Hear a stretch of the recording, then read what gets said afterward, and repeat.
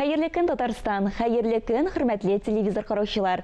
18 ноябрь иртәсендә мин Айзилә Батырханова һәм тапшырыбызның иҗат төркеме һәр кемгә күтәренке кәеф телибез. Максат итеп куйган һәр эшегез уң булсын. Яңа елга нибарысы 44 көн калып бара. Бәйрәмгә әзерлек рухын социаль шелтәрләрдән күрергә мөмкин. Инстаграм йолдызлары берсеннән-берсе матур күлмәкләр киеп, чыршы янына басып, фотосурәтләр белән уртаклаша. Комментарийларда иртә түгелме соң чыршы куярга дип сорау бирүчеләр дә җитәрлек. Хөрмәтле телевизор караучылар, ә сез ничек уйлыйсыз? Сез уйлый торган арада без йолдызлы Инстаграмга күзәтү ясыйк. Йылдызлар тормышының иң кызыклы мизгелләре йылдызлы Инстаграм сәхифәсендә. Әлеге сәхифәне сезнең белән бергәләп күзәтербез. Үзеңнең татар икәнеңне халык санын алуда гына түгел, көн саен дәлилләргә дигән теләктә күп кенә милләттәшләребез. Башлап килүче блогер Камал театрының яшь артисты Зөфәр Нурдиновның тормыш иптәше Алсу да шундый фикердә.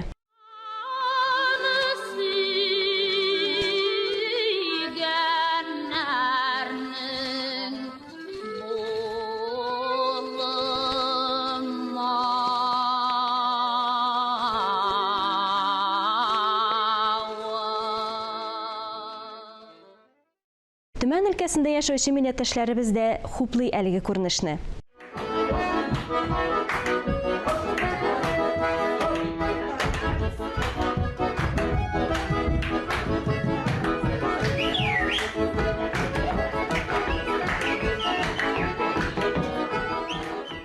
Ә инде баян тавышы ишеткәч, күңелләр җилкенеп китә. Бигрәк тә Идел Нургалин кебек осталар уйнаганда.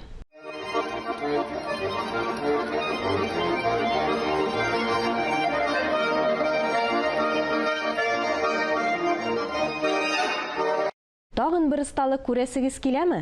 Беренче кар төшүгә эшкә керешкәннән ни дусларыбыз.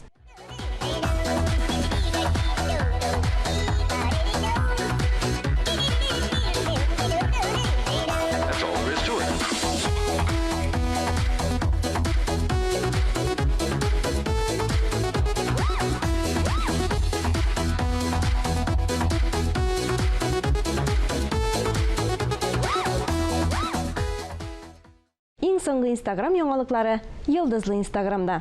Һәр барчагызга хәерле матур көн теләп тапшырубызны дәвам итәбез. Аны белмәгән, аның белән аралашмаган татар журналисты юк дияргә була. Бигрәк тә яшь каләм чарлаучыларга ул һәр вакыт үзенең төпле киңәшләрен биреп, алга таба иҗат итәргә канат куеп җибәрә иде. Ул Фәйрүзә апа Мөслимова. Язучы, шагыйрә, матур җырлар авторы, журналист, һәр кемгә ачык күңелле Фәйрүзә апабыз 67 яшендә арабыздан китеп барды. Шәхсән үзем Фәйрүзә апа белән 2012 елда Ялкын журналы редакциясендә очраштым. Бу минем курка гына. Җитешсезлекләре дә күп булган язмамны беренче тапкыр зур республика редакциясенә алып килүе бите. Фәйрүзә апа диккать белән аны укып чыкты, төзәтте. Һәм синдә өмет бар, язудан туктама диде. Әнә шул сүзләр мине журналистика дөньясына алып керде. Ничә буынны һәм ни кадәр баланы тәрбияләгән, канатлар куйган, кирәк урында кисәтеп, башка якка борып җибәрә белгән. Эштән генә һәр берсе өчен киенеп яшәгән кеше ул Фәйрүзә Мөслимова. Шагыйрә Фәйрүзә Мөслимованың әйтер сүзе әле күп иде. Ул саф чишмә кебек үз юлыннан акты да акты, тын гына, тыйнак кына. Тумышы белән ул Актаныш районының Иске Балтач авылыннан. Мәктәпне тәмамлагач, Казан дәүләт университетының журналистика факультетына укырга керә. Шуңа күрә ул татар җәмәгатьчелегенә журналист буларак та таныш. Фәйрүзә Мөслимова озак еллар Ялкын журналында эшләп, балалар һәм үсмерләрнең достына, сердәшенә әйләнгән шагыйрә. Эй алмалар күп, учак булып яналар күп, берсеннән берсе алсу да, тик күңелгә яман су. Аның шигырьләре басылган беренче җыентык «Бер тауда ун чишмә» дип атала. Аннан «Ярату яралары», «Апрель кары», «Алтын йозак» һәм башка китаплары басыла. Бүләк татарча алифбалары да балалар өчен тансык бүләк. Фәйрүзә апа шулай ук беренчеләрдән булып «Крокодил Гена его друзья» повестен татарчага тәрҗемә итүче дә. Һәр Һәр шишмәнең үз йөрәк тибеше, үз моңы, үз җыры дибез. Җыр дигәннән Фәйрүзә апаның дистәгә якын җыры бар. Янган йөрәк ярсу күңел ашкана язга, язар килә. Фәйрүзә апа үзе арабыздан китсә дә, саф сулы шишмәгә тең иҗаты, китаплары рухи мирасыбыз. Кыяр кыймас кына үз серләрен шигырьләре аша чагылдырган Фәйрүзә Мөслимованың иҗатында яңа ачышларга да тап булырбыз әле. Бүгінгі тапшыруыбызны Фәйрүзә апаның яқты истәлегенә багышлыйбыз. Студиябыз кунагы Фәйрүзә апаның якын дусты, якташы, Сөембикә журналы әдәби мөхәррире Илмира Закирова. Илмира ханым, исәнмесез? Сез Әзилә. Бик күп еллар сез иңне иңгә куеп, Фәйрүзә апа белән бергә эшләдегез. Ялкын журналы редакциясында. Һәм инде без һәр вакыт сезне бергә күрә идек. Идек дип, менә бу үткән заманда әйтү бик авыр. Фәйрүзә апа тормышыгызның бер өлеше иде дисәк тә ялышмабыз, шулай бит. Әзилә, чынлап та мин соңгы арада менә бу көннәрдә шул кадәр төрле истәлекләр күз алдымнан үтә, кинокадрлар шикелле. Ялкын журналы дидегез, әле ялкынга кадәр да безнең бик үзенә күрә бер яшьлек еллары бар иде, студент еллары. Һәм иң беренче мин Фәйрүзәне беренче танышуыбыз белән искә алырга яратам. Аның белән үзебез дә сөйләшкән чаклар бар иде ул хакта. Без менә мәктәптә укыганда, сез ничек булгандыр, каядыр укырга керергә хыяллансак, шул югары уку йортында укучы студентлар белән хат алышырга дигән максат куйдык. Мин инде мәктәптә укыганда журналист булам дип хыялландым. Безнең районнан бик матур шигырьләр яза торган һәм журналистика бүлегендә укый торган Фәйрүзә Мөслимова барын ишетеп беләбез инде. Ничек язарга микән, ничек аның белән хат алышырга микән дип хыялланам. Тәвәккәлләп язып карарга булдым хатны. Үзем куркам әле. Җавап киләме, юкмы, Фәйрүзә Мөслимова бит инде бу. Аңарчы таныш түгел, әйеме? Таныш түгел, мин аның шигырьләрен укып барам. Ул инде без икебез дә Актаныш районыннан, авыллар безнең якын түгел. Безне район газетасы ул вакытта Игенче дан дип аталайды, шул берләштерә. Аннары бер мәктәп дип әйтсәк тә була, Яшьленче дигән газета, хәзер ул Сабантуй журналы. Яшьленче газетасында Фәйрүзә дә яза, мин дә язам. Яшь хикәячеләр клубын Газиз Мөхәммәтшин дигән язучы алып бара. Аның да хикәяләре чыга һәм бер-беребезне читтән торып белә идек инде. Ләкин минем өчен ул теге буе җитмәс йолдыз шикелле. Безнең анда университетта укучы егетләр химия факультетында әйттеләр, инде ул тулай тракта яшәмий икән, миңа туры университетка язсын дигән.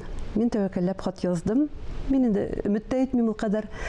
Һәм бер-ике көннән хат килеп төште. Шундый матур итеп язылган.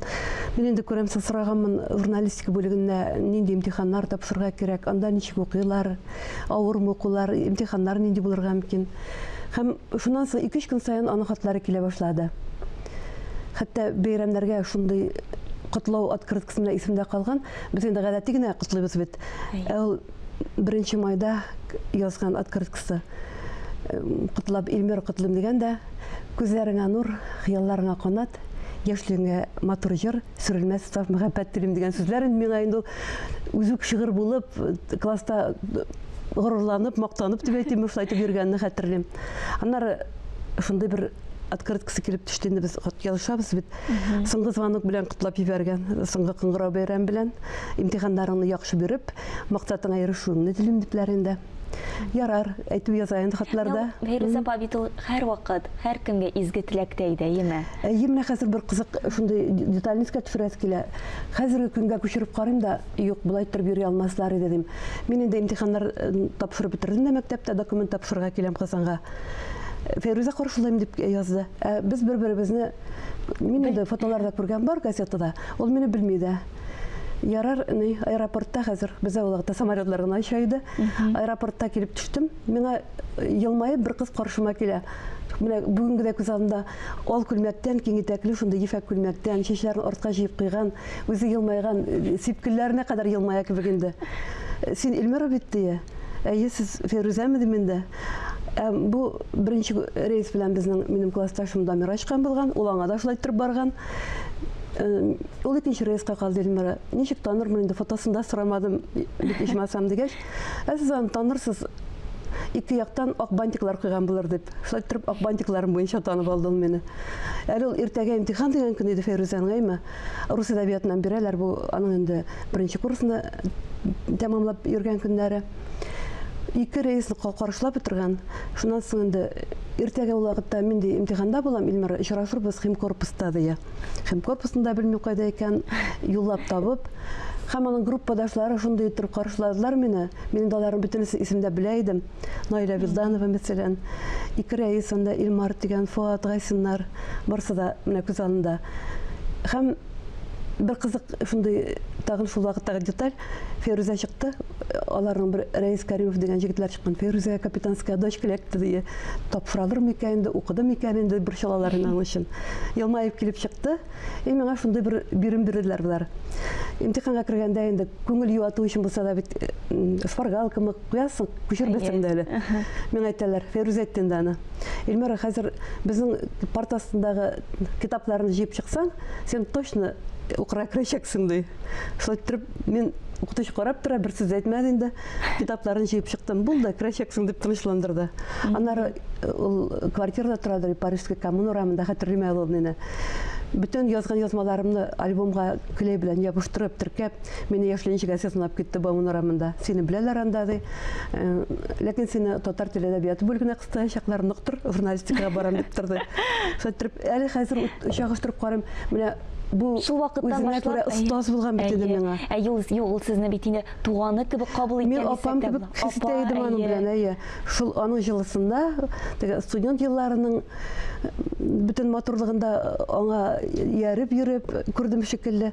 Әле безнең бер мәктәптә укганда шигырьләрен белә идек бит инде.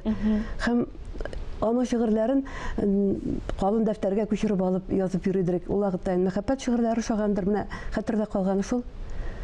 Күземә карама, ах, матур димәче, күзләргә сокланып, янмачы, кимәче. Сөюем җилләргә чыкканда таралып, күзләрем моңнардан калган бит каралып дип, без инде аны яттан беләдек. Аннан төшмә керәле дигән шигырь шул кадәр матур булып безнең дәфтәрләргә күчте. Һәм аннары еллар узгач аны Рим Ибраһимова җырлый башлады. Аның репертуарында бар иде ул җыр. Гомумән әле ялкынга кадәр дә менә шундый кызык детальләр аны теге шул кадәр сокланып менә бу инде матур студент еллары, яшьнең чәчәк аткан вакыты дип әйтергә кирәк. Сез дә яшь, Фәйрүзә апа да яшь, инде менә тормыш итә башлагачтан. Ул вакытта да бит сезнең дуслык җипләре ныгый гына барган, шулай бит. Әлбәттә. Әле аның менә хыялыйлыгы да, шундый ихласлыгы да, кешеләргә гел ярдәм итәргә ашкынып торулары да, тәвәккәллеге дә бүген аның бүтән сыйфатларын санап бетерү дә мөмкин түгелдер. Шуның кадәр якты кеше булган. Бер интервьюгызда сез аны Фәйрүзә җегет кеше иде дип әйтәсез. Менә теге матур итеп әйтелгән сүз инде ул. Бәлки ул аның теге тормыш позициясына карап әйтелгән сүзләр булды микән?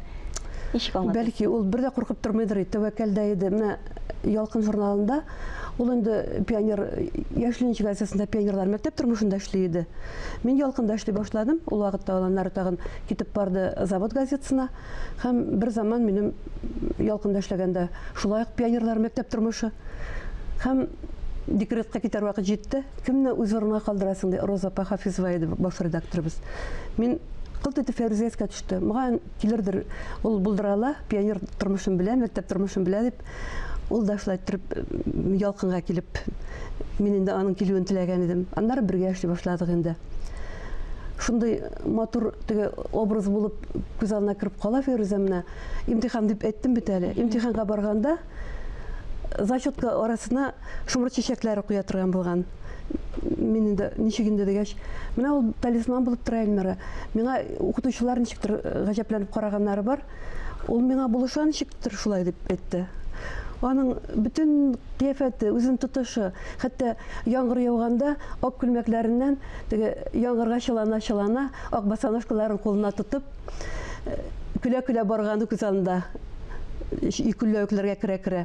Менә Летят журавли дигән кино бар бит әйме. Татьяна Самойлова уйнаганда. Мин аны шул вакытта нәкъ шул героиняга шаткан идем, шул актрисага. Безнең күңелләрдә менә ул һәр вакыт шундый ачык күңелле булып истә калыр. Аннан соң аның менә туганнары, якыннары, аның иманында һәр кемгә сыеныр өчен урын бар иде дип искә алалар. Һәм чынлап та шулай, чөнки Әйе. ул бик дини кеше иде. Шулай шул. Ул соңгы вакытта дингә дә кирип китте. Ләкин ул менә гарәп теле буенча өйрәнеп йөрде. Теге белмичә генә түгел, ятлап кына түгел. Ул гарәп телен чит тел кебек итеп 4 ел өйрәнеп, гарәпчәдә яхшы торып сөйләшә ала торган Фәйрүзә иде. Филология институтында махсус курсларга йөрде. Ул хаҗия да иде. Хаҗга да барып кайтты. Менә иманлылыгы шуның белән аңлатыладыр. Бик акыллы. Аңа карап, ул безнең элеккеге аралашу бәйрәмнәрен дә онытмый иде. Без әле соңгы вакытта да пионер туган көн булса, бер-беребезне котлаша идек. Комсомол туган көн булса котлашабыз. Телевизордан тапшырулар бара икән, мәсәлән, Илмир укый тизрәк, Александр Пахмутов җырларын бирәләр дип. Менә бар яктан да үз кеше иде Фәйрүзә. Аңа сыйыныр урын табалар идегә чәе. Аны бүлмәсенә һәрвакыт шагыйрьләр, язучылар җыйлай иде. Мөдәррис Әгъләм безнең мәңгелек алар бүлмәсенең бер үз кешесе иде. Шигырьләр тыңлыйлар, укыйлар. Менә шундый матур бер дулкын үтә иде анда. Һәм нәкъ шундый булып ул безнең күңелләребездә истә калдыр. Бик зур рәхмәт, Илмира ханым, бүгенге тапшыруыбызга килеп, Фәйрүзә апаның шундый матур истәлекләрен барлыганыгыз өчен. Рәхмәт, Айзилә. Әле аның истәлекләре тагын башкаларда дәвам итәр. Бик зур рәхмәт. Фәйрүзә апаның серле, матур, йомшак елмаюы һәр вакыт безнең күз алдыбызда булыр. Тапшыруыбызны Мирхади Разов шигыре белән тәмамлыйбыз. Киттең син дә, Актанышның моңлы кызы, җырлы кызы. Барыбызны ятим иттең, милләтемнең таң йылдызы. Китсәң дә син елмаерсың Аллаһының каршысында. Безгә генә авыр менә бу югалту ачысыннан.